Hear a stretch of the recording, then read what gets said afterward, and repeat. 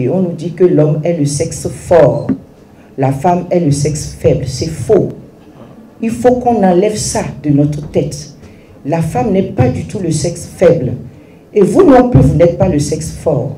Nous sommes complémentaires. C'est pour évoquer cette complémentarité, montrer le rôle de la femme aux côtés du sexe masculin et surtout l'amener à faire preuve de leadership que l'amicale modèle féminin de la presse universitaire a organisé cette rencontre dénommée Projet Café Femmes Leader. Cette célébration du 8 mars en différé a connu la présence de certaines femmes d'influence comme la vice-recteure de l'UAC, Dr Éléonore Yaïla Descamps, la présidente de l'Observatoire Jean de l'UAC, Priska Gogan, Francine Toupé Nialoko et Maître Marie-Élise Bédot. Cette dernière souligne que prouver son leadership, c'est travailler et dénoncer lorsqu'on se sent frustré et non se taire. Si tu ne travailles pas bien, tu es là pour recevoir des notes, tu verras ce qui t'attend demain.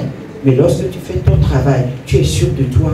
Vous avez 10 000 manières de dénoncer ce professeur qui vous harcèle. Moi, c'est tout ce que je peux vous dire, la dénonciation.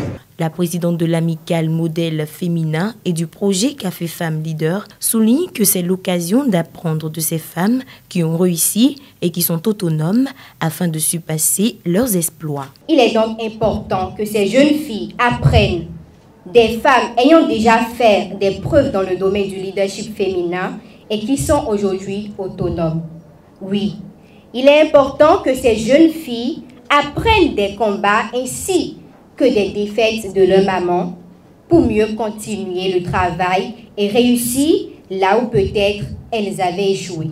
La vice-recteure assure les étudiantes du rôle que joue au quotidien l'UAC pour préserver l'avenir de ses apprenantes. Il suffit donc de dénoncer quand besoin se sent.